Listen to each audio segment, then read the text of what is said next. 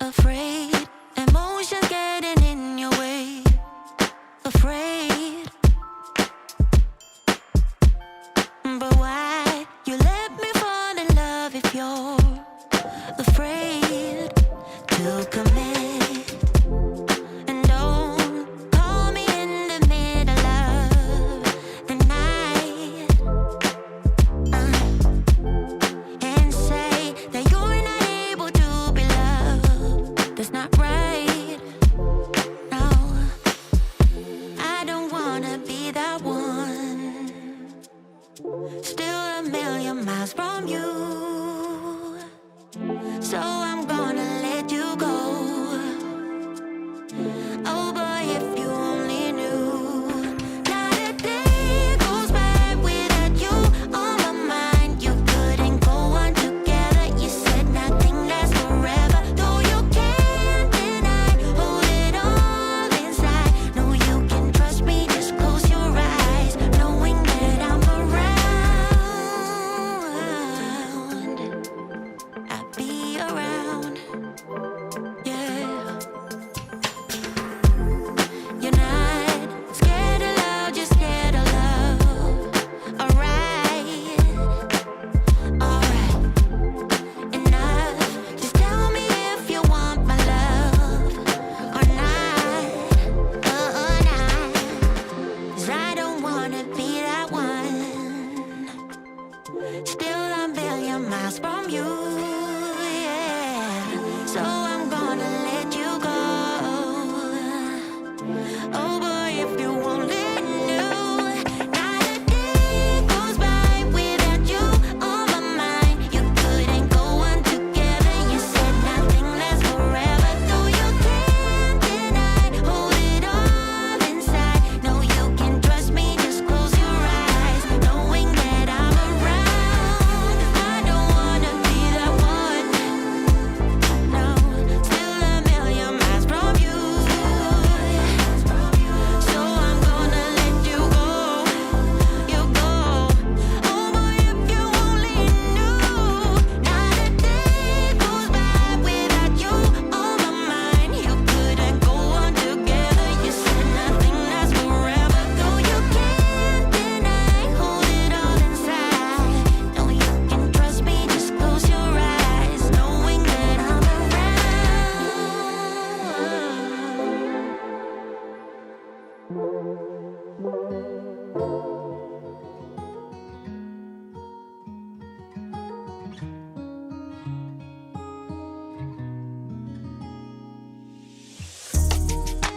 Tell him I need my money right now.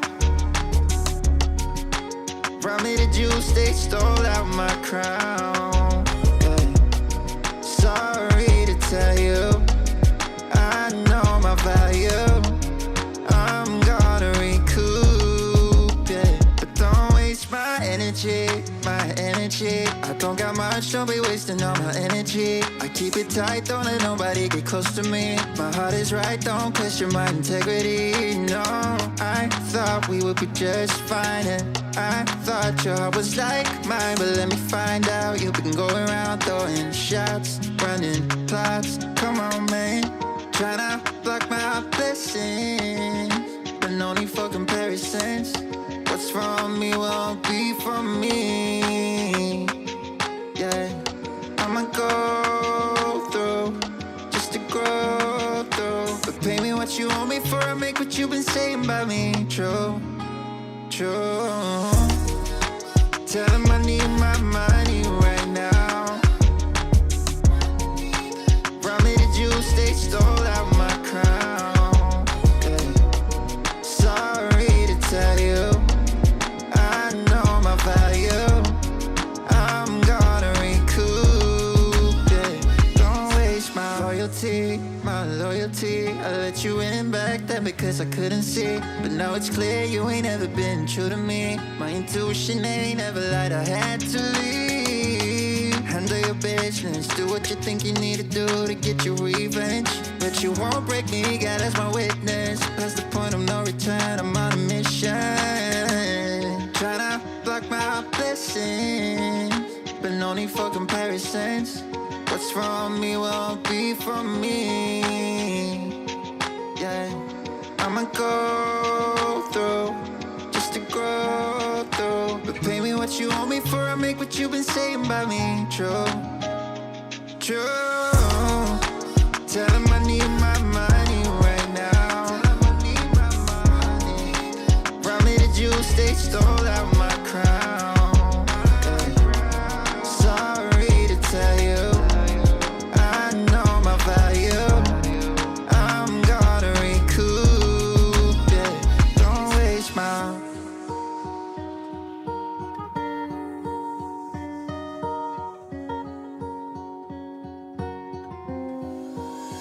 She's putting all of her cards down on the table, knowing there's no way that you'll be able to win this one. But she's somebody else in the making. First, she just gotta stop all the faking, and she'll be there. But she's wondering if it's gonna feel like she's forever. Wondering if it's gonna feel like this whenever she leaves her safe space. She leaves her safe space. Wondering if it is forever, or is there some place that will make her feel better? Make her feel better. Then that's where she'll go.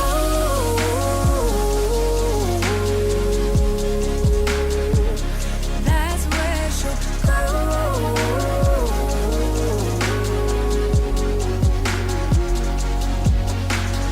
Somebody say, don't be afraid of loving yourself, 'cause that is all you got in the end. You got in the end.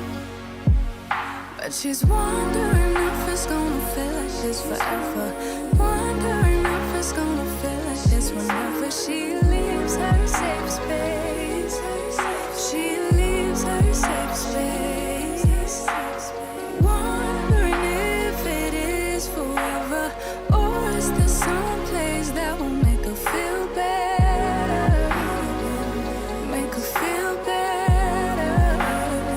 Then that's where she'll go.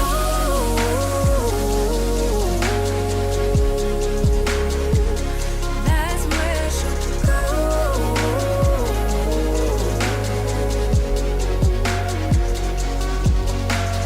Talking to myself 'cause I don't know what I want.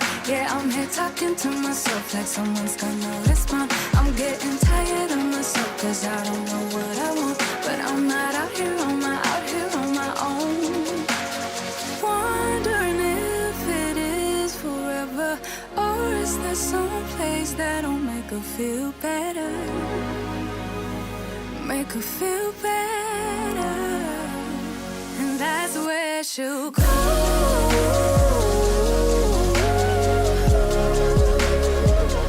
That's where she'll go.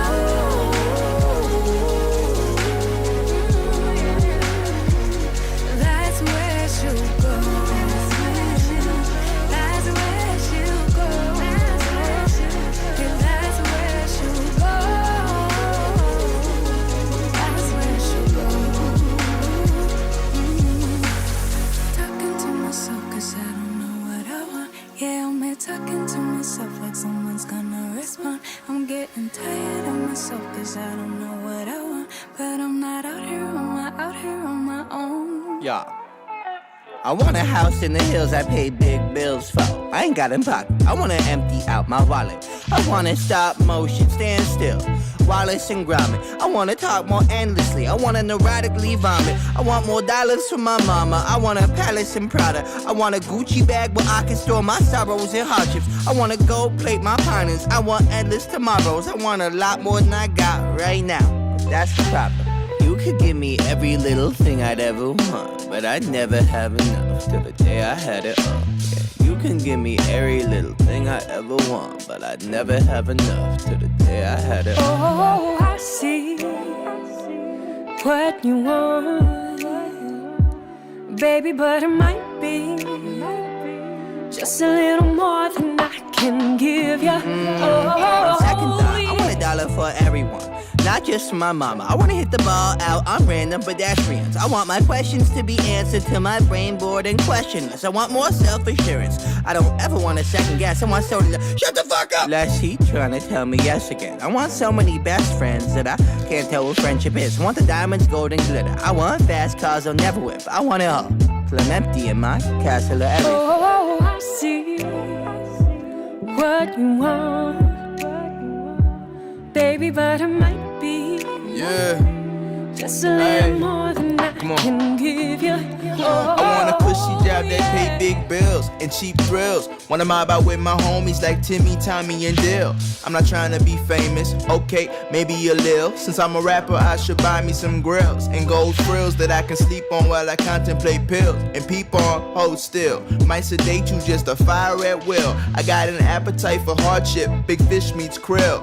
Don't sleep, don't spill, I ain't got my fill. I want the beauty queen to make me show my pearly whites. The type of movie scene that make you count your blessings twice. It's not the only thing that's on my list, I checked it twice and sent it off to Santa's elves like I've been playing nice. I see what you want. Oh, I see what you want.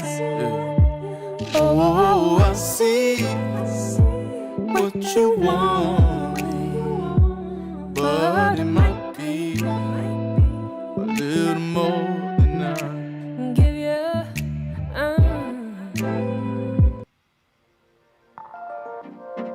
You broke my heart a million times. Can't count the time. Microphone check 1 2. I made you cry. Oh, it's such Happy a Monday, mess everybody. now, and we're burning out. I get so sad at the thought. What are we doing? Reading at night. I'm losing you. Shannon, why are you reading at night? I can't bear That's the question they ask. losing you. Today was a busy day for your boy. Today was a busy day. Perfect as the day goes by, even the worst Hey, Jill. ones Happy hate, Monday, love. they make me smile. I stop the world if it would. Let's go, you give guys. us time, We gonna knock it out. yeah, to Only work 2 things chapters. out, to work things out. Only have 2 chapters. Knock them out. To work things out. Better late than To pregnant, work right? things out, yeah, yeah. To work things out. To work things out. Let's do it. Oh, yeah. So we got another book To to work read. things out. And tomorrow To work starts. things out. There's no way I wanted to do Can this. we be honest? In February. You're my We read a book a month. comfort zone. Whatever I say. So, don't let let's me get ready, you guys. go. I know you're angry, babe, and I am cold. I get so sad at the thought of losing you. I'm losing you.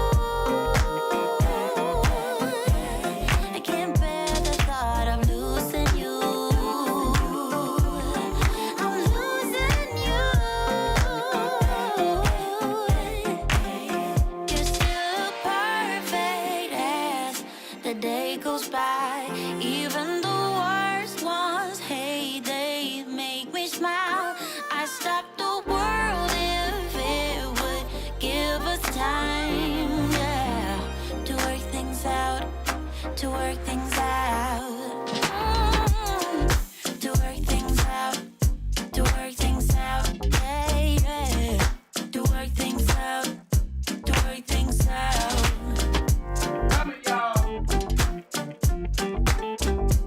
Oh, yeah.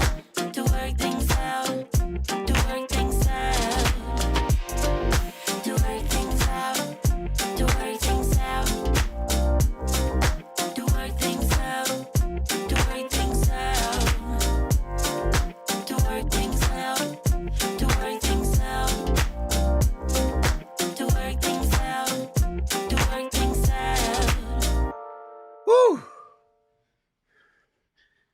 We made it.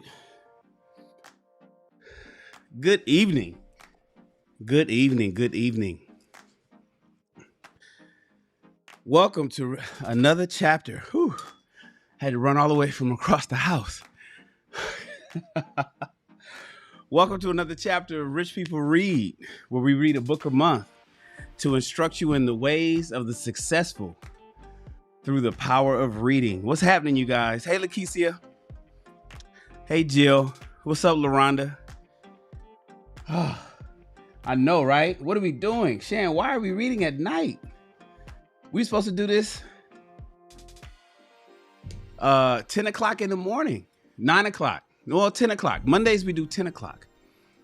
Mondays we do 10 o'clock, and Wednesday and Friday we do 9 o'clock.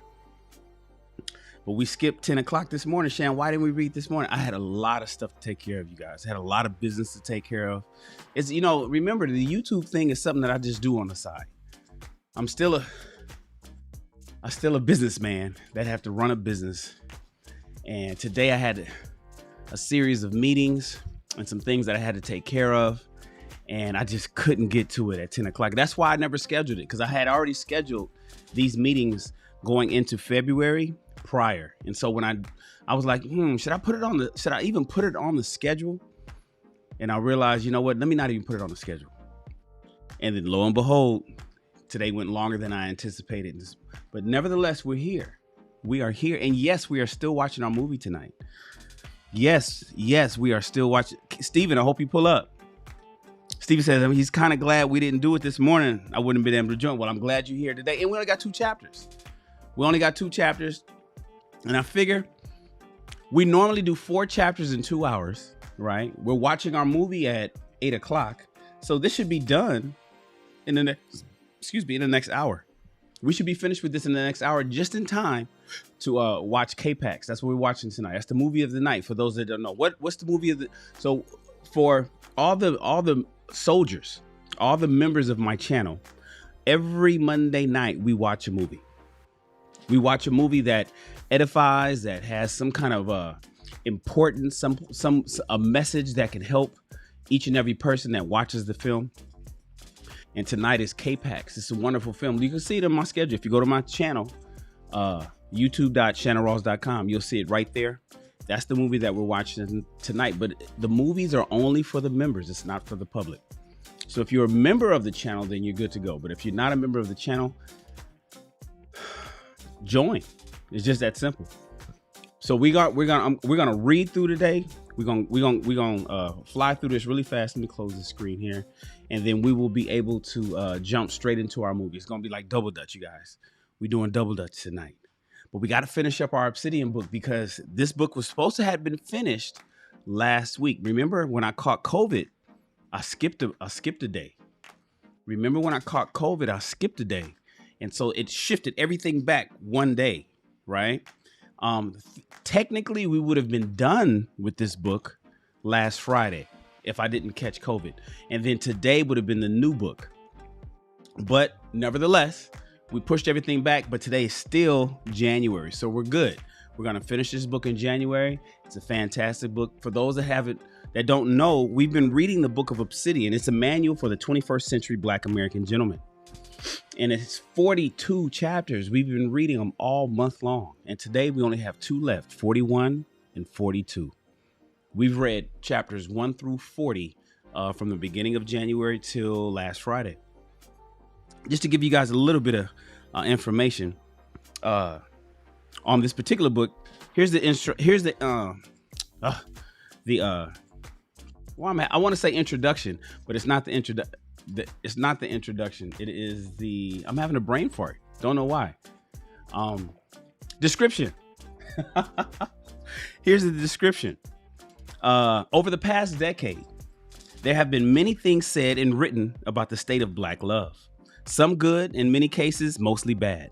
No one had the balls to say what so badly needed to be said until now. After more than a decade of the most intense boots on the ground study of relationships and the science of human mating, Mumia Obsidian Ali one of the founding fathers of the Black Manosphere and a longtime podcaster, talk radio host, blogger, and writer, finally weighs in and gives his take. The Book of Obsidian is an unflinchingly honest look at the state of dating and mating in the 21st century Black America, and it ain't pretty. Definitely not for the faint of heart or the politically correct that's so prone to being triggered these days. Ali's book is a hands-on manual that gives today's Black man the tools to navigate the minefield that is Black love today. Read the book if you dare and transform your life. We read this entire book live. That's what we do. Excuse me. I had to clear my throat. We read this entire book live, and this book is written for men. Did you guys know that Obsidian is writing a ladies' version? There's a woman's version coming out. In fact, he finishes up the book this week. He's going to send it off to the copy editor. And I think that book should be coming out in the next couple of weeks. It's the same book, but it's for the women. It's for the women. This particular book is for the men.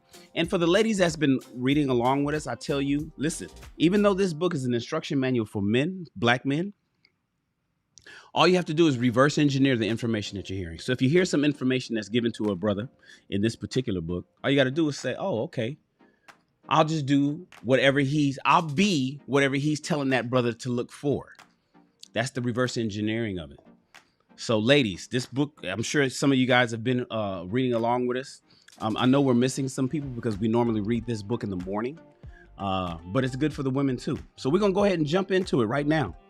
We don't have much time, so we're going to jump right into it, into chapter 41. We might read the ladies' version later this year. We might read the ladies' version later this year. Who knows? We'll figure it. We'll determine that later on. But right now, let's go ahead and jump straight into our chapter 41. I want to switch over to our read screen. And then we're going to just jump right into it. Let me clear this out the way. Hopefully the audio is sounding nice and clear for everybody. I noticed that I had a setting on here that was given an echo for the last week or so. I didn't know that I had that turned off, but it should be fixed now. And so it should be nice and clear. So let's go ahead and knock out chapter 41. It's only 10 pages. As I told you guys, it's going to be a fast read. We should be done with this relatively fast. What up, Nope? Mr. Donnie Mack is in the house. Yo to the news. All right, here we go. Chapter 41.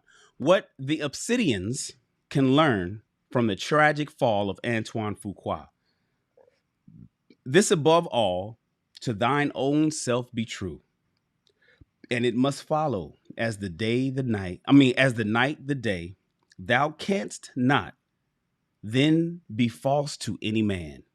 Farewell, my blessing season, this in thee. Hamlet, Act 1, Scene 3.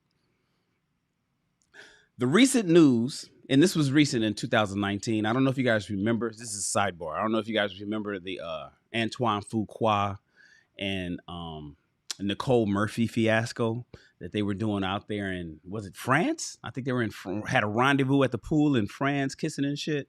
And he's married to Layla Rashawn with children. She was back home.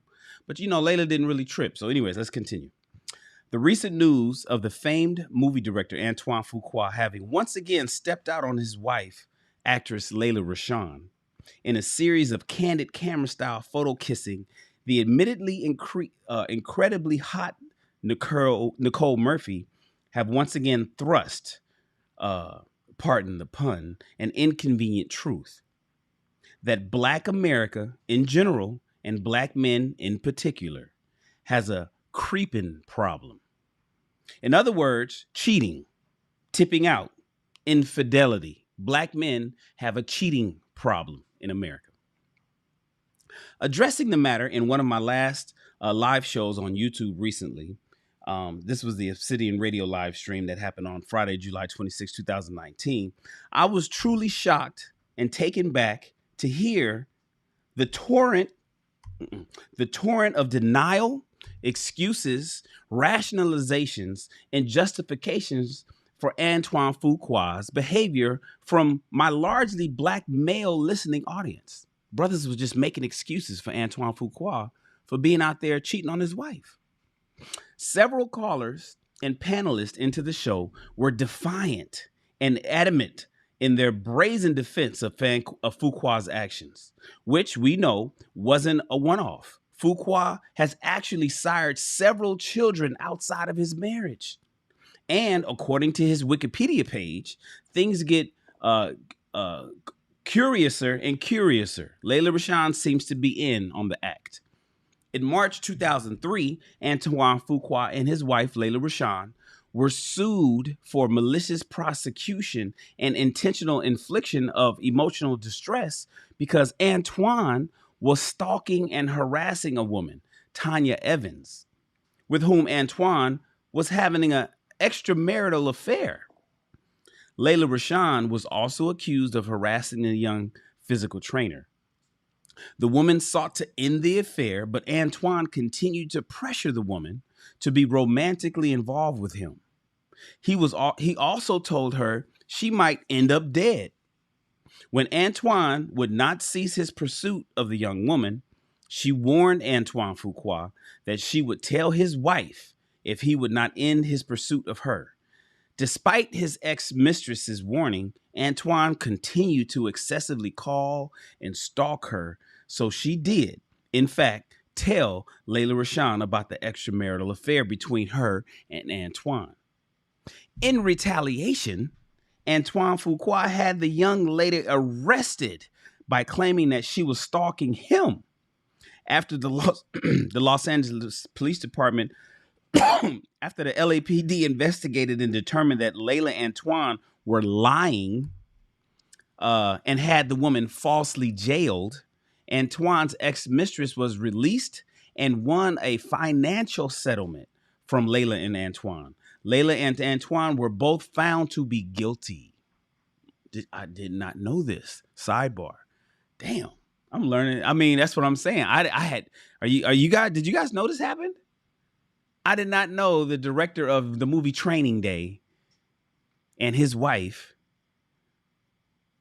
I didn't know that he was stalking his side chick. When she wanted to break it off, he was like, no, and then got his wife involved, and the wife was in on the gig. Sheesh. Let's continue. Layla contacted the other woman that Antoine was having sexual relationships with and pretended to be the young woman that she and her husband had falsely arrested. Layla pretended to be the other woman to cause dissension between Antoine and his extramarital affairs partners. Okay. That's didn't know that. Yeah, Stephen. Messy. Why does Black America in general and Black men in particular abide so much creeping with nary a shrug? And what does this mean for today's Black man out on the dating scene? A look back. More than a year ago, I attempted to address this topic on my daily podcast show, sharing the findings of a study published by the Institute of Family Studies called Who Cheats More? The Demographic of Cheating in America. Although the study covers a wide range of demographic data of who cheats in present-day America and why, what it has to say about Black men in particular was especially startling. Quote, in addition to gender and age, the infidelity rate also differs by a number of other demographic and social factors. For example, cheating is somewhat more common among Black adults. Some 22% of ever married Blacks said that they cheated on their spouse, compared with only 16% of whites and 13% of Hispanics. And among the Black men, the rate is highest. 28% reported that they had sex with someone other than their spouse, compared with 20% of white men and only 16% of Hispanic men. The reaction was fierce among black men, my own core demographic and target audience. Many openly question the study results and methodology. Others claim that black women do it too, right? The whataboutisms. Black men have whataboutisms too, apparently, obviously, right?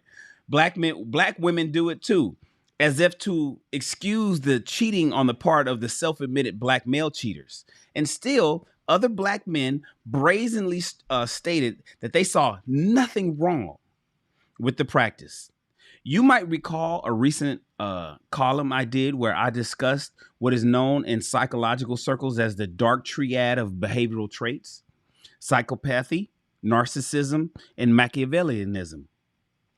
With nearly an estimated 1 in 4 black men admitting to cheating on their spouses, it's fair to say that at least as many, and my podcast show, which reaches tens of thousands of people a day, if not more, are indeed psychopaths. That would explain the shocking response on the part of a not insignificant portion of my black male audience. I followed up my previous podcast on the matter with another one.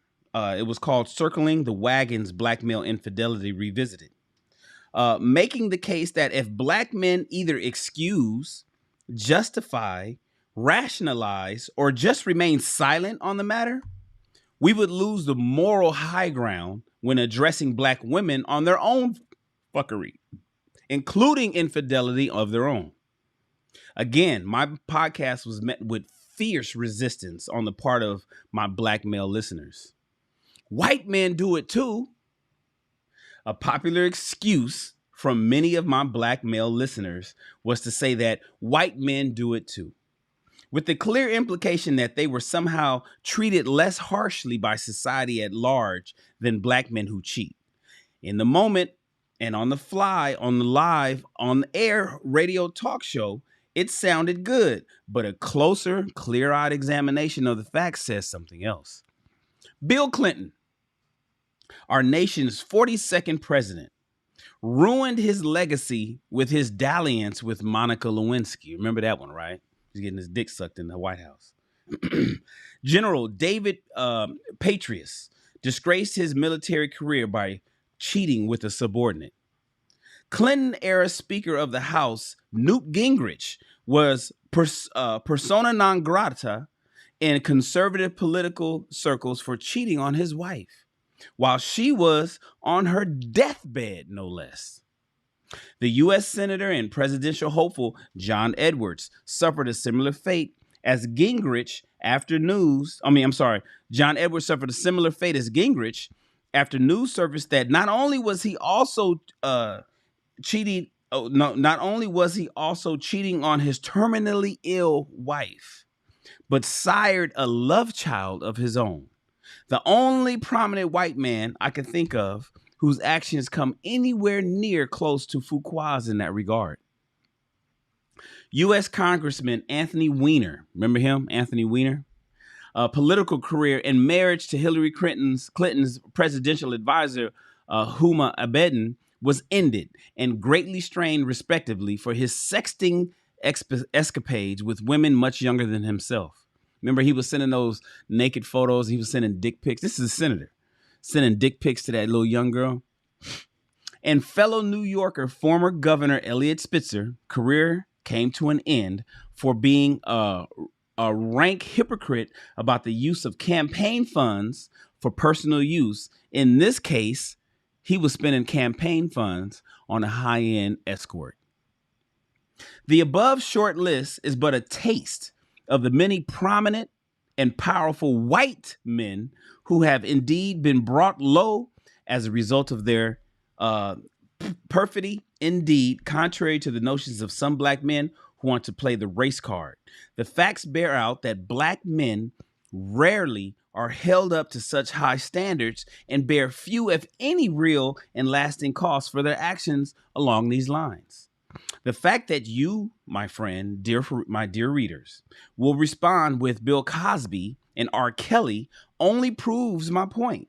They are the exceptions that prove the black male rule. Well, Layla don't have a problem with it, is what black men were saying.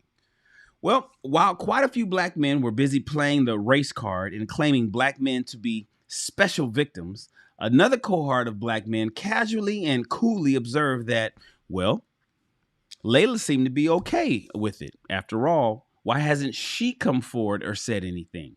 And one would have to admit that to date, Miss Rashawn, Layla Rashawn, has been silent.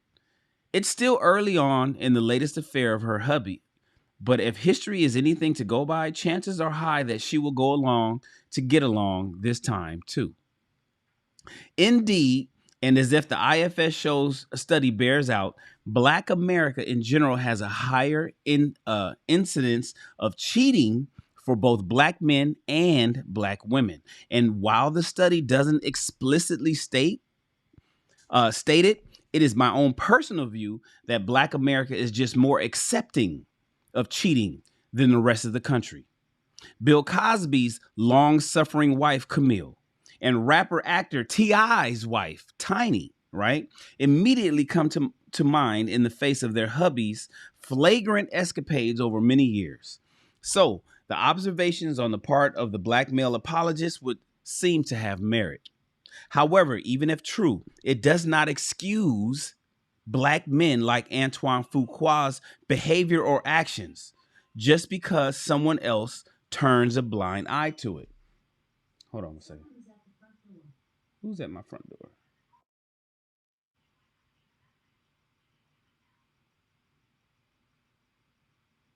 I don't know who's at my door. Why me?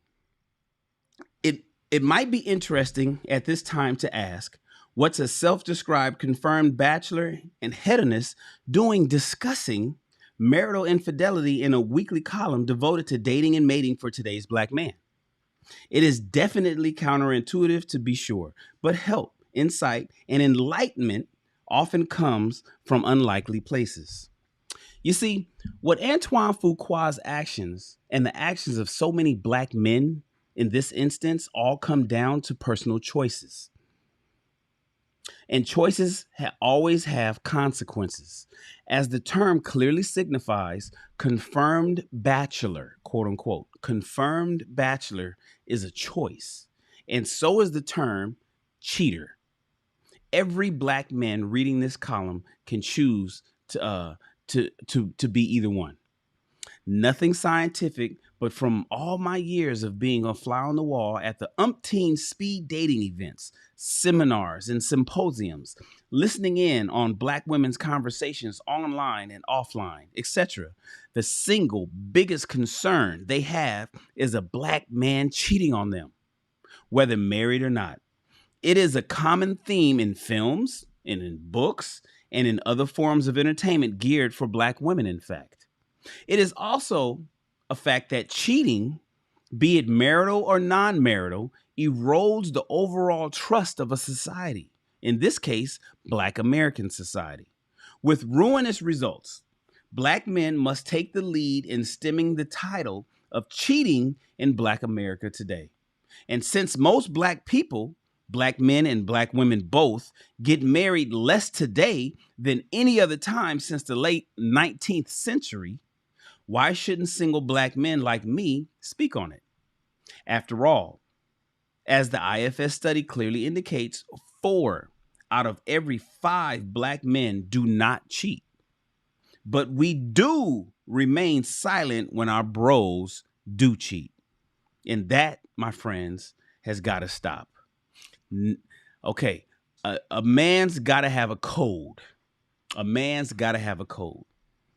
As I am a newly minted dating coach for today's black men, and in so much as my way of doing things is based and patterned on me, my view is simple. No black man in my dojo is a cheater, because I am not now, nor have I ever been, nor will I ever be a cheater.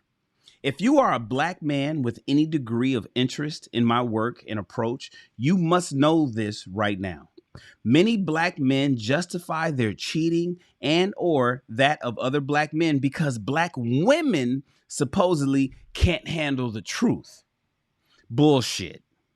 The truth is that those black men who feel this way lie and cheat because they can't handle the truth about themselves. Every black man knows exactly what he wants with a woman within seconds of seeing her for the first time. Whether he just wants to bang her, have her as a friend with benefits, have her as a long-term relationship, or even have her as a wife. The truth is that so many black men are so fearful of losing a black woman to another man, so shoot through with a scarcity mindset that they are willing to lie and cheat to keep her while stepping out with other women. I find the practice, behavior, and actions along with the mindset that drives it to be repugnant, and it has no place in my life on any level. I have several long-standing ties to black men in my circle who I have known for a fact are cheaters. And if I find out any black men associated with me today are the same, they will suffer the same fate. Many black men attempt to argue, yet another bullshit excuse, right? That because we shaft under the white man's rules, meaning monogamy, that black men have to cheat in order to get by. Rubbish. There is absolutely nothing in the least with a black man wanting sexual variety. It is not illegal, nor is it immoral, provided a black man says this at the outset of any relationship with a woman. Just as you as a black man have a right to your lifestyle choices, so do women. And you must be willing to accept the fact that there will be some women who will not accept your chosen lifestyle and will want a man with a lifestyle closer to her own. She is perfectly within her right to feel this way, just as you are. I have been in both monogamous and polyamorous relationships with black women. And in both cases, the black women in question knew right from the rip who and what I was about, and they just so happened to accept it. On the other hand, just as many black women, upon finding who and what I was about, flatly rejected my proposal. So be it. That's life. Here in my dojo, we don't make apologies and excuses for who and what we are. We embrace it and the whole of life, the good and the bad, fully. The more you do so, the more you will find that even those black women who don't agree will respect you for your honesty and your character, fellas. Hard to believe when it comes to black women, I know, but it's true. I've seen it firsthand. And so will you. Whatever life path you choose, married, single, monogamous, non-monogamous, etc., be a man about it. And God knows we need more of that in Black America these days. And that's chapter 41. All right, guys, let's keep it going. Let's go ahead and knock out. What's that? Lemonade versus 444. Exactly. All right, let's go. And for those that are curious, I've never cheated. Me, sidebar. I've never cheated in a committed relationship. I get it. I understand. High value men. They don't cheat. They exercise their options. Let me do it like this. I've never exercised that option. I've had that option presented to me many a times, especially being in fashion and film here in Los Angeles. But I've never exercised that option. I could have, but I didn't. That's just me. I fall on the whole, I believe karma, that she comes for everybody. And so I just didn't do it. Now, had it happened to me, that's a different story. But as far as me cheating on a woman that I was with in a committed relationship, never done it before. All right, let's continue. Last chapter, you guys, chapter 42, the 10 Obsidian Commandments. The 10 Obsidian Commandments. As this is the final days of principal writing for the Book of Obsidian, it occurred to me that I needed to put down in writing my rules for the road. For the guys that would read my work, a kind of Cliff Notes version of the micro section of the book where the guys can go get a simple yet firm grasp of exactly where I was coming from, inspired by Biggie's 10 crack commandments. Here then are my 10 Obsidian Commandments for all who enter this dojo. You guys ready? Fellas, pay attention. Fellas, pay attention. This is the 10 Obsidian Commandments. Number 1, fellas, life is not fair. And then you die. An unfortunate fact of life is that life is not fair. As Americans, and more importantly, Black Americans, this is very difficult truth to accept, and rightly so, since what we as a people enjoy today came about as a result of more than 150 years of massive intervention on the part of whites. The Civil War, Emancipation, and subsequent Reconstruction periods in the 19th century, along with the Civil Rights Movement of the 1960s and beyond, are clear and present examples of this point. If anyone has benefited from the broad human rights ideals of American way, it's us. That being said, and this is something that I want to make clear, especially within the context of this book, dating, mating, relationships, sex, and the like, are not matters that can or should be resolved by way of civil wars, protest marches on Washington, D.C., sit-ins, getting new laws passed, or high court rulings coming down the pike. There is no EEOC of dating. It is not a civil right. It is by definition. It by definition is discriminatory. Black people in general, and for the purpose of this discussion, non-select or the average Black men must accept this. You do not have to like it. You are more than welcome to entertain any feelings you wish about it, but you must accept it. The American way of life grants us all the right to pursue happiness, but that is much different than actually attaining it. You can pursue it, but that's not the same as acquiring it. So long as we can pursue the women we want, that's all any of us can ask for. Remember, our focus should and must be equal opportunity, not equal outcomes. Unfortunately, Black American life comes much closer to Stalinist Russia in this regard, a topic that I discuss elsewhere in the book.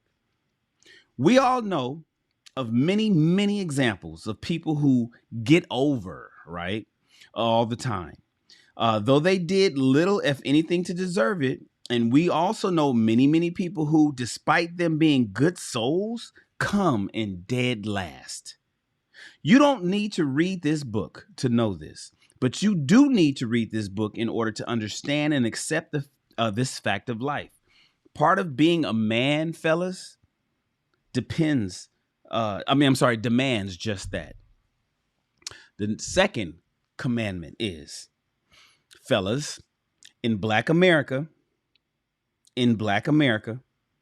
there are 2 sets of rules, one for Black women and select fuckboys, and one for non-select / average Black men. Although this one should be obvious, I've been around long enough to know that one should never assume, so I'm going to go into it. In Black American life, an unspoken rule is that there are, in essence, 2-tiered social systems. One for Black women and the select fuckboys they love to have sex with, and one for non-select average Black men. This accounts for how and why the former group can do and say things that the latter group cannot, at least not without any scrutiny and scorn. It should also be made clear by now that, by and large, Black America doesn't imbibe the spirit of American democracy. And this is especially borne out when it comes to dating and mating. Indeed, Black American norms along these lines look closer to a Black Panther movie than a Loving versus Virginia. This also explains how and why things like SYSBM, which is a Save Yourself Black Man movement, raises the hackles of both Black women and select fuckboys, because their system of mating depends on non-select guys to take up the slack, to do all the things they won't do. As Joe sang, American democratic ideals and norms call for personal responsibility in all areas of life, as well as rights like freedom of association, ideals, and norms that are, in essence, anathema to black women and the select fuckboys in the main. I know what antithetical, so anathema? Okay, cool. Anyways, continuing. However, because there is because there is this two-tiered set of unspoken rules in Black American life, one should not see this as an altogether bad thing, for the simple reason that you don't have to accept it. That is the assumption of our Black sisters and select fuckboy brothers, that we non-select guys, the average guys, have no other choice than to accept our lot in Black American life. The current outmating rates among the best and brightest of Black men countervail against that proposition.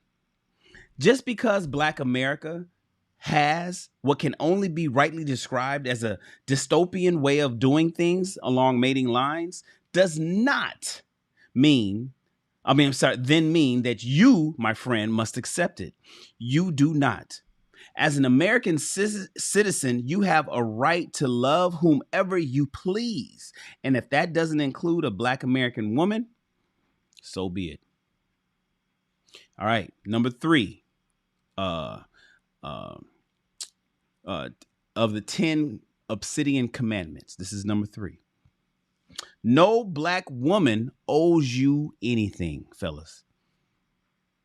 Fellas, no Black woman owes you shit. Following up on the very first point above, no Black woman owes you anything. She has every right to fuck whomever she wants without any explanation to you. She has the right to ignore your approach and to treat you like a fire hydrant, or worse. She has every right to present a resting bitch face to you, to tell you, let's just be friends, to bemoan you to anyone who will listen. Where are all the good Black men when she knows you since the 3rd grade, but have been banging losers since high school? Black women don't owe you their time or attention.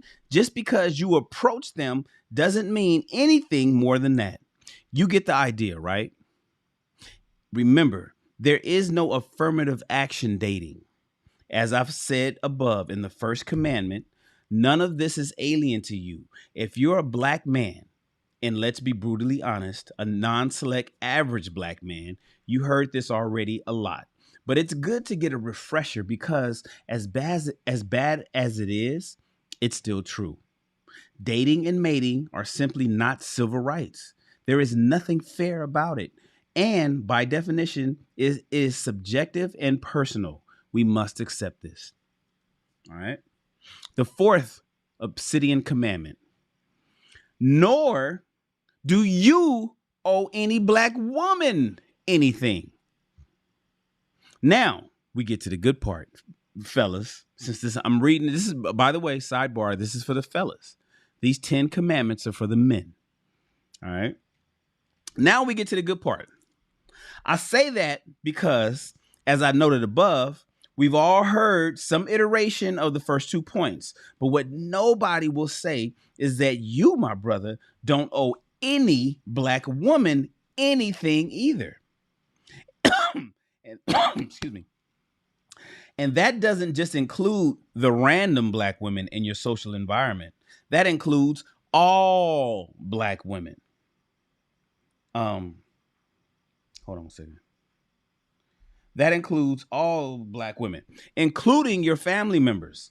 I put it that way because let's face it, Black familial relationships are highly dysfunctional, and this is especially true when it comes to that obtaining between Black men and women.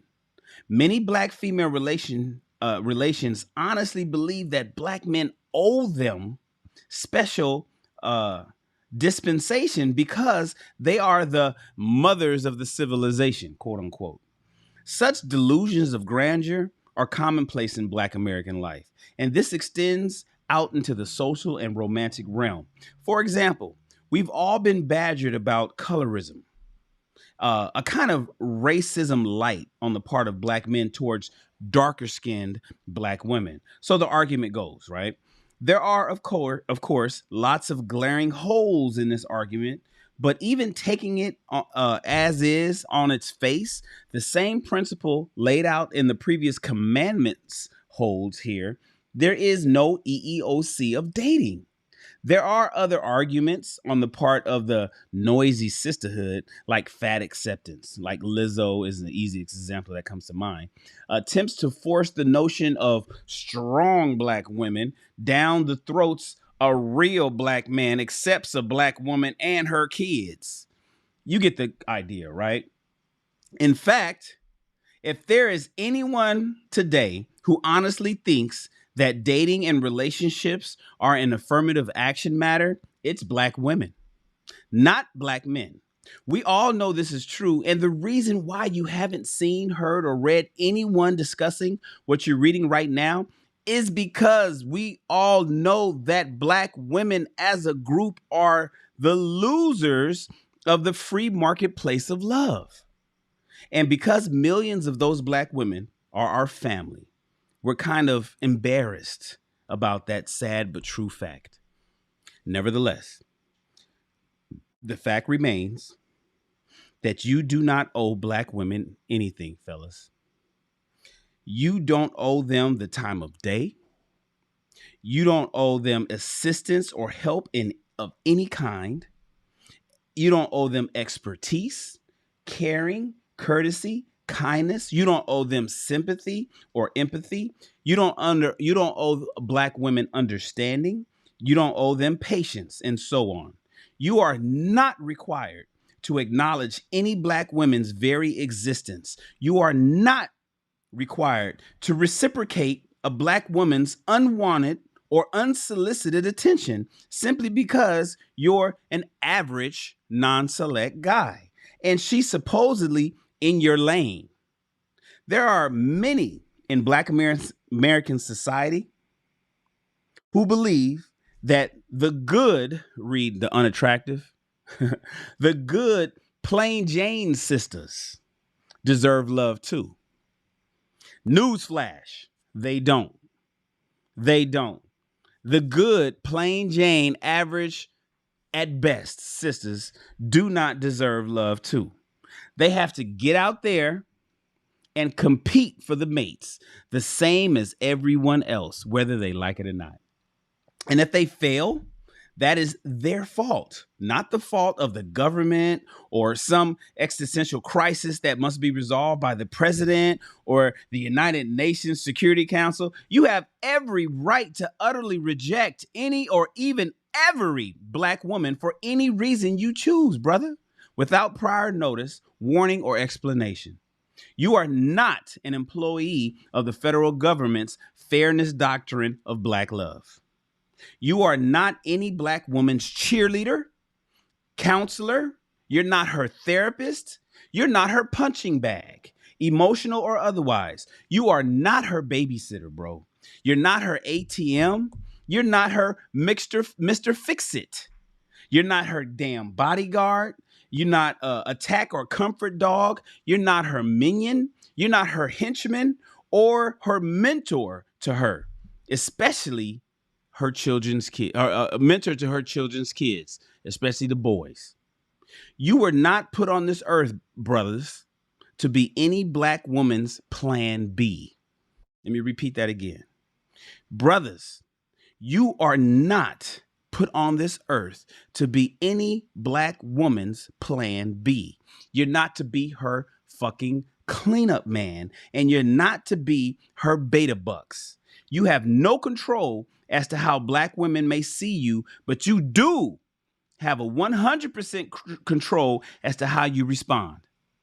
As our greatest president of the United States, Abraham Lincoln, once famously said, it's better to be alone than to keep bad company. All right. This is number 5 of the Obsidian Commandments. It's of the 10 Obsidian Commandments, this is number 5. Fellas, black men, black men of the 21st century. You were not put here to be the savior of the community. Hey, hold on, y'all. We got to pause. Everybody throw your ones up. Being number 1 isn't easy. My man, Mr. Awesome. You never failed, Mr. Awesome. I can't run from you. I can't run from. If it's morning, noon, or night, Mr. Awesome comes through. What is Being number 1 isn't easy. My man hit us with a $10 super chat. First of all, let me update the system and make my man the stream sponsor, because you know that's how we do. Hit me with a $10 super chat, so I'm gonna go ahead and update that real quick. Boom, boom, and he's on the screen. He says keyword oh and require. Let me throw this on the screen. Mr. Awesome says, look, keyword oh and require. Fellas, your action should be dictated on what is in your soul. It's similar to doing good when none is watching. Stay strong and steadfast to your convictions. Salute. Exactly. Keyword. Keyword. He's highlighting the keywords. Oh and require. Oh and require. Oh and require, fellas. Your actions should be dictated based on what's in your soul, because you don't owe nobody shit. Shout out to my man, Mr. Awesome. Thank you so much for your support, bro. Everybody hit him with a 1. Being number 1 isn't easy. We want to make sure those ones show up, because I save the chats for every show, and so it's going to be burned in forever. All right, let's read number 5. Fellas, you were not put here to be the savior of the community. Since we know now beyond a shadow of a doubt that black women slot black men into broad categories and their eyes are in the non-select one, we also know that they look to us, the average guy, the non-select guy, the regular guy, to save/build/maintain the community. They look to us to mentor their kids. They look to us. Hey, Peter Investor. Everybody throw your ones up. Being number 1 isn't easy. Throw your ones up to Peter Investor. He says, Shan, great content. Thumbs up. Thank you for your investment. Hey, look. Does Peter Investor know what we call super chats over here? I wonder if he knows. 1, they're not donations. They're blessings. And the blessings are investments. So thank you, Peter Investor, for investing in what we're doing over here at Rich People Read. That's the name of this podcast, Rich People Read. And we're knocking out this book. So I appreciate your $5 support, man. You didn't have to do that, bro. But you did it anyway, and I appreciate it. And I promise to do good work. Your money won't go. You didn't throw away your $5, bro. Appreciate you. Everybody give him a number 1. Being number 1 isn't easy. Let's continue. Let's see. Where do we leave that at? Where do we leave it up? Because they look to the average guy to save, build, and maintain the community, mentor their kids, right? They look to the average guy to mentor their children. They look to the average guy to clean up the streets and protect the women, blah, blah, blah. Fuck that. Fuck that. You didn't create the problems of the community. By definition, remember. Therefore, it is not your responsibility to fix it. Anytime you are confronted with this kind of rhetoric from either black women or even black men, simply inform them that Lincoln freed the slaves and keep it moving. It isn't your job to save the black family. It isn't your job to sacrifice your life for the greater good. You weren't drafted for this cause. If others wish to devote their time, their energy, and their talent and their money in big ways or small for the betterment of the community, God bless them. But that's just it. It should be a choice, freely made, not being dragooned into service. Better them than you. You have every right, fellas, to look out for yourself, to live for yourself, and to be yourself. Do not allow others to guilt trip you or otherwise. And that we all know that that's part of sign language, right? Shame, insults, guilt, and need to be right. G, guilt. Now, of the 10 Obsidian Commandments, I'm going to read to you number 6. Fellas, you are responsible only for yourself. Fellas, you are responsible only for yourself. Following up on the previous point, it is very fashionable by both black women and many black men to collectivize black men. It happens all the time. And this is especially true when trouble comes. It's quite telling to observe this as collectivization only applies to black men. Black women utterly reject this method being applied to them. This is only for black men. It's not black women. There's no collectivizing black women. They only put all men in one category. For women, there's different categories, and they make sure you fucking know that shit, right? Notice that the great things black men do are minimized or isolated to individuals or small groups of black men, while the bad things that black men do are applied to all the global collective of black men. Whenever something bad happens, it's all them niggas that do that, right? In a dating and mating context, many black women use this tactic all the time in order to guilt shame the average guy into doing all the things the select fuck boys, the Pookies and Ray Rays, the guys that they love to screw in their 20s and 30s, right? The ain't shit niggas won't do. Do not go for it, fellas. You are only responsible for what you do, not what previous cats do. This includes select fuckboys, kids. This includes select fuckboys, kids. It includes the kids that are made with these women and these fuckboys that they decided to choose in their 20s, right? Not the average guy that she's coming. Because remember, you're not a cleanup guy. You're not the cleanup guy, fellas. Stop being the cleanup guy. You're not the guy that when she finally turns 30 or so or whatever. Hold on a second. Sorry, I got a text. That she decides, oh, you know what? Hey, big head. And she wants to try to holler at you now. No. Hell no. We're talking about her and her kids with that nigga. It's simply not your responsibility, duty, or job. The truth is that black women have been greatly assisted by what can only rightly be called a Marxist re-education camp type psyops level brain washing on average guys, that they are to be the collective cleanup men, both for the community and for black women who are left in the select fuckboys of black America's wake. Say no. Say no. You didn't do it. If you didn't cause it, if it is truly not your fault, keep it moving, fellas. Keep it moving. Number 7 of the 10 Obsidian Commandments. Number 7 of the 10 Obsidian Commandments. Do your part. Fellas, do your part.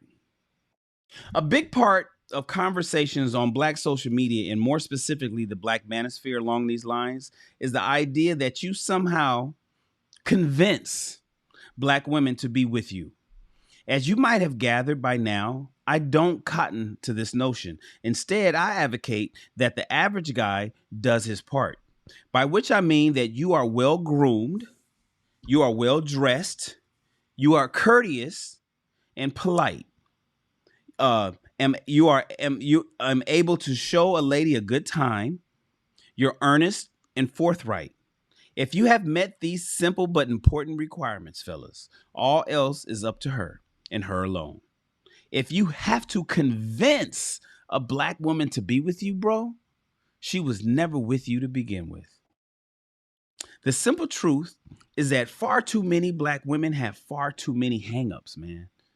Not just about sex, but just about everything else.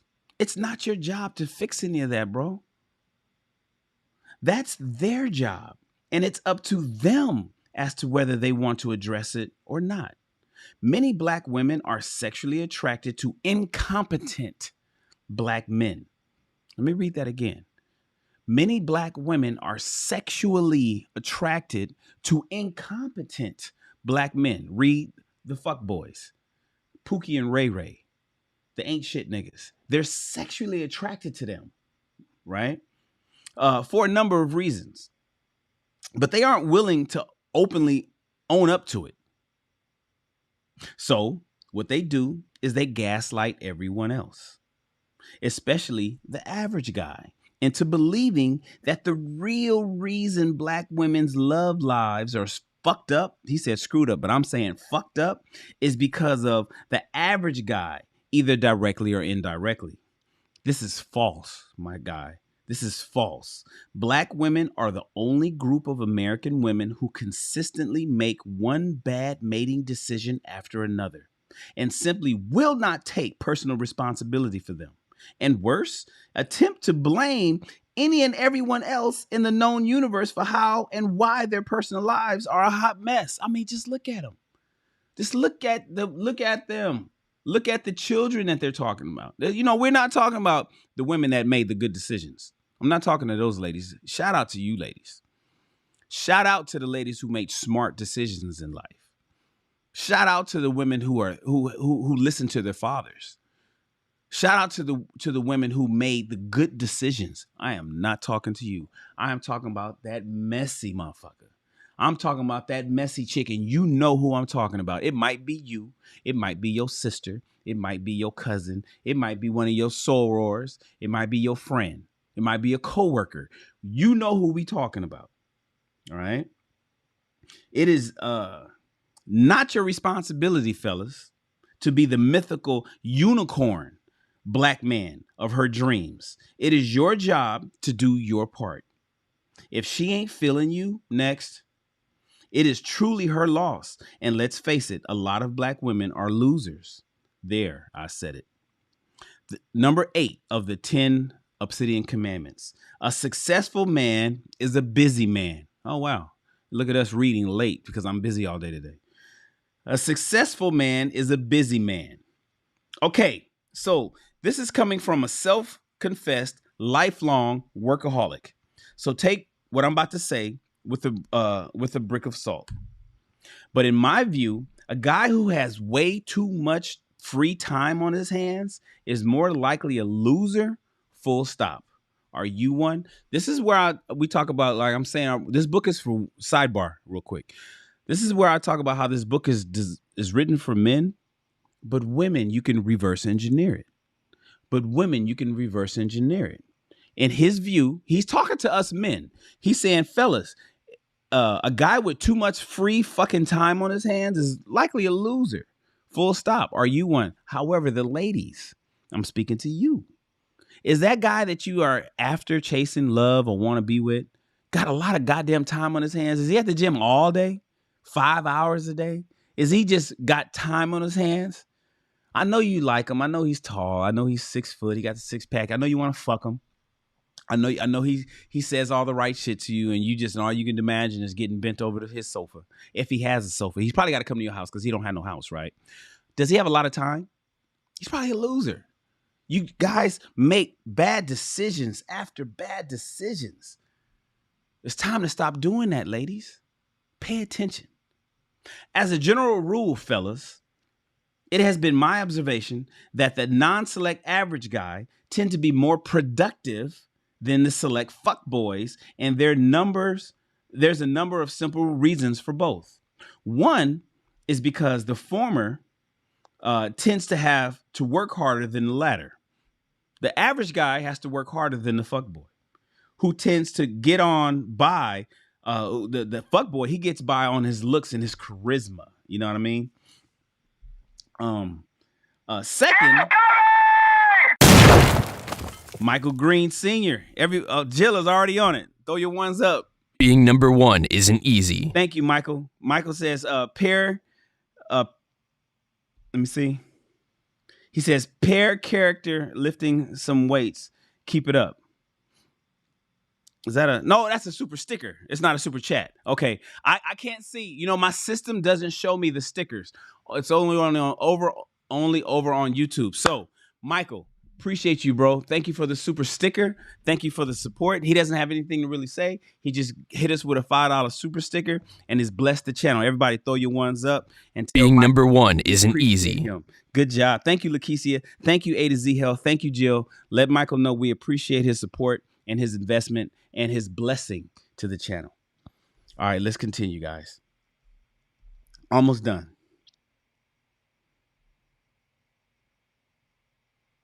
Where did I leave off? I'll take it from this chapter here. All right.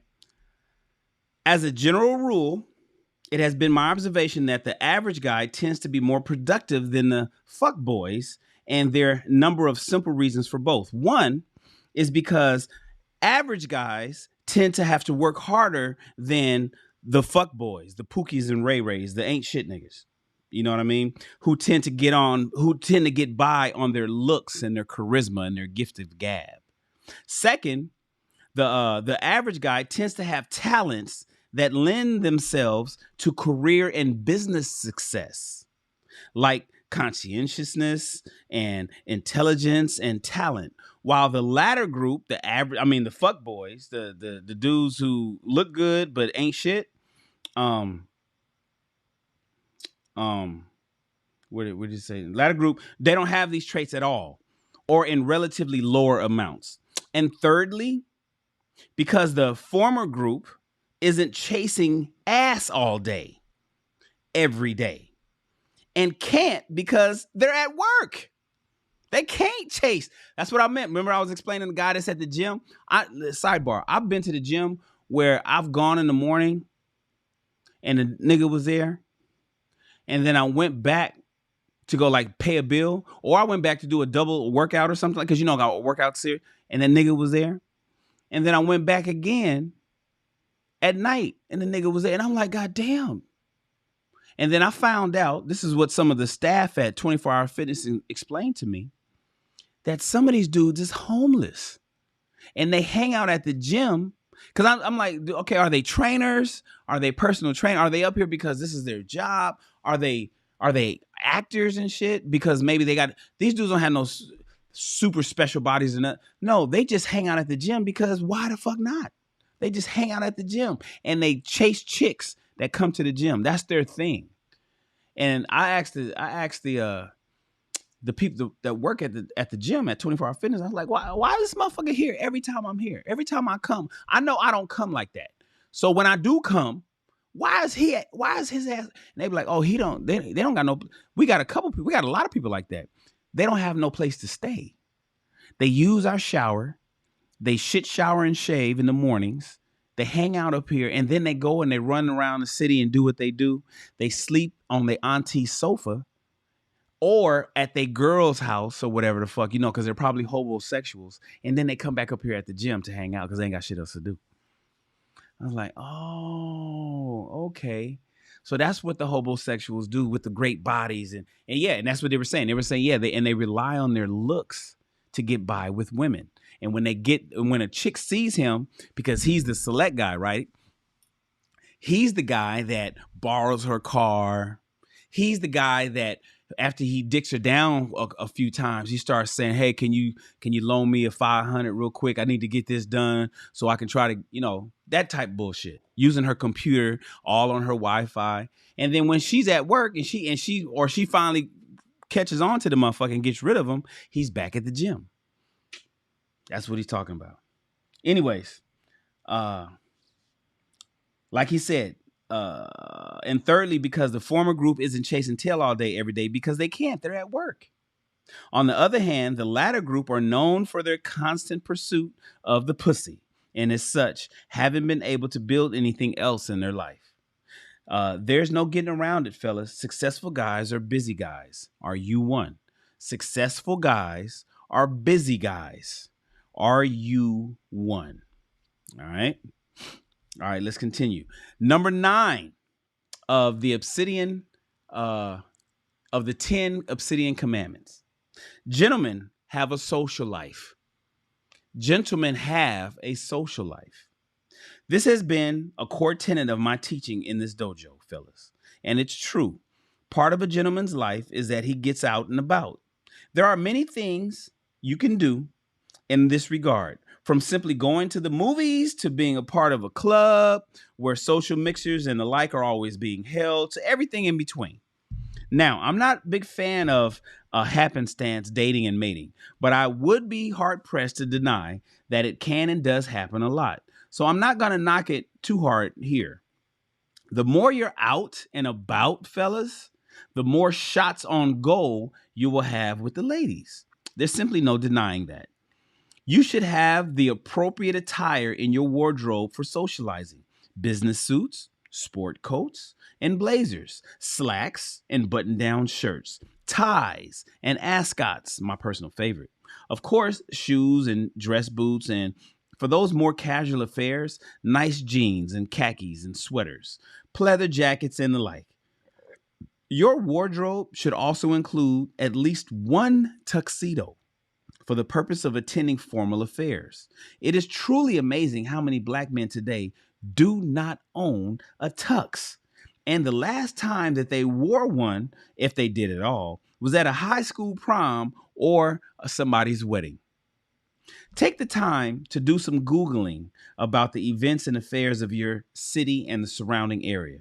There are all kinds of activities and the like where you live. And if that's not the case, then it's time to move, bro. I can tell you right now that the Big Apple, New York, is teeming with women of all ages, races, sizes, and you name it. You'd have to be trying really hard to not score there. Numbers matter after all. Head to those cities and towns where there's lots more women than men. That alone will make socializing a lot more fun, unless you're looking to hang out with the fellas. Not that there's anything wrong with that. All right. And last commandment, the 10th commandment of the 10 Obsidian Commandments is as follows, fellas. When it's no longer fun, that's when you're done. When it's no longer fun, fellas, that's when you're done. The Declaration of Independence holds that all humanity has the right to life, liberty, and the pursuit of happiness. Well, I think it's fair to say that large swaths of Black American life does not see it that way when it comes to dating and mating issues. As noted earlier, many Black women and not insignificant number of Black men honestly do believe that non-select guys are to endure whatever is necessary to mate with the leftovers of the select fuckboys in the name of the community. Nor is this something that can be heard in corners of social Black media. Many respectable Negroes honestly feel this way as well. A key case in point in social work professional and author Jewel Woods in his 2008 Don't Blame It on Rio, a powerful volume that makes the case for the SYSBM, the Save Yourself Black Men cause, better than anyone, present company included, could today, a dozen years later. For many Blacks, it is the average guy's role and duty to be a kind of pack mule and beast of burden in service of the wider Black society by saving the Black family, quote unquote, and so forth. What this means in functional terms is putting up with Black women who make your life miserable in just about every way imaginable. Fuck that shit. You, fellas, have a right to pursue happiness. And I want this point to be clearly understood here. Pursue happiness, not a right to get it. You have the right to pursue happiness. You don't have a right to acquire it. As I've stated above, no Black woman, or any woman for that matter, owes you anything, fellas. No Black woman, or any woman, not just Black women, but any woman owes you anything. Granted, but you are not obligated to put up with Black women simply because they're Black, and so are you. Either. Simply put, today's Black women in the main aren't fun. They're more akin to a community organizing effort or a Mr. Fix-It project. like a jalopy or a rundown blighted trap house. I don't know about you, but my idea of fun ain't getting with a sister who's in the walking, talking equivalent of this whole Old House episode. I like black women who are attractive. I like black women who like to smile. I like black women who is easy to approach and get along with. I like black women who affirms who I am and what I'm about. I like black women who likes to suck and fuck in general and enjoys it with me even more. Sadly, and Woods doesn't deny this in his book from a dozen years ago, the rank and file black women today is a far cry from any of those things I just mentioned, which explains the steady trickle of brothers heading for different shores than this one for sexual and feminine companionship. Look, a lot of black women have problems. And for what it's worth, I, for one, get it. But it's not our job to help them with their problems, fellas, or save the race by putting up with them while they work through those problems. We have a right to seek out pleasure for its own sake because we can. End of. And if black women aren't ready to have fun, or if black women are no longer fun, that's when we're done. Remember, I told you guys in Shannon's 5 F's, fit, feminine, friendly, faithful. What's my last F? Nobody adds this F. I think I'm the only one that adds this F to the list. In fact, I think I'm one of the only, like Kevin, I'm only the one, it's very few of us that even have a list of requirements that all men want, high value men require, right? So of those that do have it, and I can't really think of many, I think I'm the only one that adds fun. That's the last on the list. Fit, feminine, friendly, faithful, and fun.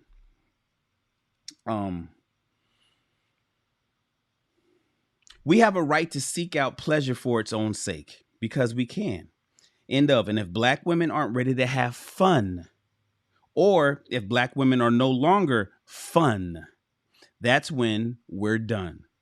The average black man's lifespan today is just over 70 years.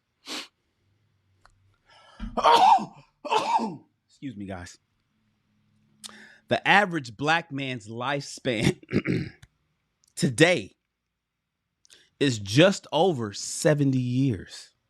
Do you really want to waste it trying to save the community by putting up with black women who literally drain the life out of you? Well, do you, fellas? Black women have made it abundantly clear that they have no desire in the least to build a boo. They ain't trying to build nobody. They ain't trying to build a nigga. You can't, they ain't trying to work with you. You can't be a work in progress. Black women have made that perfectly clear for years. I ain't trying to build nobody. You get your shit together. You gotta have it already together. She ain't trying to work with nobody that's working on himself. She'll circle back when you finish. That's what black women say. Black women have made it abundantly clear that they have no desire in the least to build a boo. I mean, unless it's a white guy, in which case they're more than willing to build a Brad, right? But what they want, what I refer to as a plug and play man. Well, we brothers are no different. We're not at all interested in being a black woman's Mr. Fix-It with all the many problems in her life. We want a plug and play sister who's ready, willing, and able to have fun. Leave the serious stuff to the community organizers. Now go have fun. The end. Ladies and gentlemen, that's the end of we're done. There's the bibliography.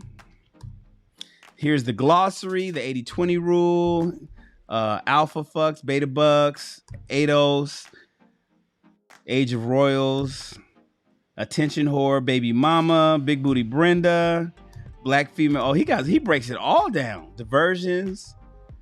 Dusty. What's a Dusty? Generation X, good black man, gynocentric, hood rat chick. Oh, I could use this as a reference. I come here for all the definitions. Misogynist, Netflix and chill, the non-select guy, on the down low. Jeez, paper tigress, reparations, resting bitch face, Rolling Stone, select fuckboy, social media personality, stay in your lane, Tinder, victims queen, virtue signaling, woke, Wookie weave, and world star hip hop. Wow. All right, guys, I can close that out. We are done. We are done.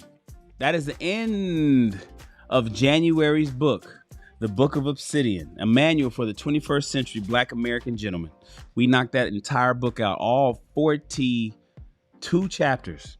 42, right? Yeah, all 42 chapters done in the month of January. We move on to a new book. I'm going to skip Wednesday and we're going to start Friday. But Shannon, what book are we reading? It's a short book. It's a small book. February is a short month. It's going to be a short book. In fact, I think I haven't even scheduled it out yet, but I think it's going to be done before the end of the month. The book that we're reading is The Four Agreements. Just want to give it to you now. Go ahead and give you an updated guide. I have the links. In case you don't have it, I'll have the links and everything. But the book that we're going to knock out for February is The Four Agreements. Have you guys heard of that book? I've been wanting to read that book for a long time. And it's a quick read. It's 1/4 the size of this book. This book was 566 pages. The Four Agreements is 105. So imagine that. You know what I mean? So, ladies and gentlemen, I appreciate you guys tapping in. Thank you to all the people who's supported us this evening with the super chat. Thank you so much. We're getting ready to go watch our movie. And I think everybody's waiting on me to do that. I'm about to end this live and then go live again. So we can get prepared for our movie tonight, and I can tap in with my soldiers, and then I can see who's going. We skipped last week. We skipped last week because I had just got over COVID and I couldn't get everything together. But now I'm good to go. We are watching K-Pax tonight. One of my most favorite films.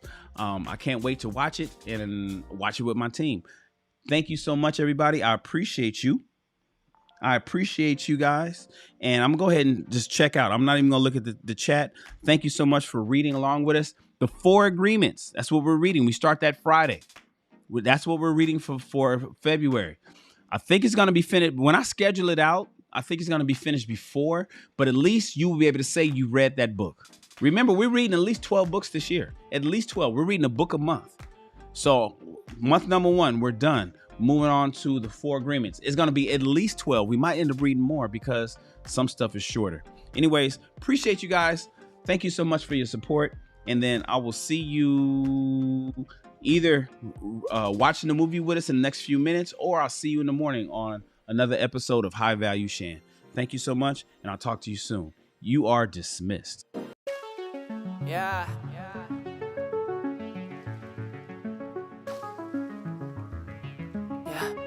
Escucha. Mío en tu habitación, solo los 2 segundos que hay que detener. Porque si no siento tu voz o tu olor, te extraño y te quiero ver. Tanto me falta, todas esas noches tan soñadas.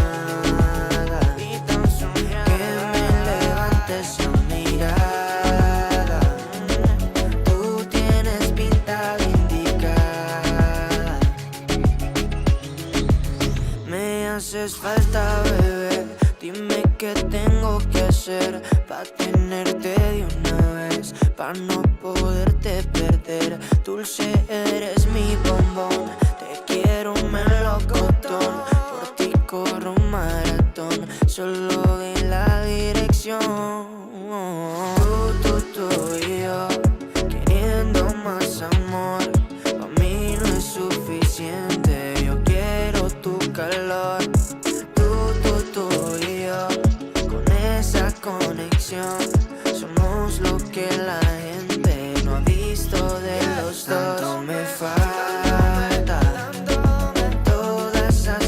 noches tan soñadas, que me levante esa mirada. Tú tienes pinta de indicada. Mira, somos perfectos, es algo indiscutible. Mi estilo y tu estilo no están disponibles. Solo soy sensible cuando te tengo porque eres irresistible. Tus labios combinan con tus ojos, porque eres tan pretty que hasta yo de eso me antojo. Chica, necesito mis anteojos, quiero verte en noche hermosa de todos modos. Tú y yo, queriendo más amor. A mí no es suficiente, yo quiero tu calor. Tú y yo, con esa conexión. Somos lo que la gente no ha visto de los dos. Tanto me falta, todas esas noches tan soñadas, que me levantes a mirada. Tú tienes pinta de indicada. Tanto me falta, todas esas noches tan soñadas, que me levantes a mirada. Tú tienes pinta de indicada.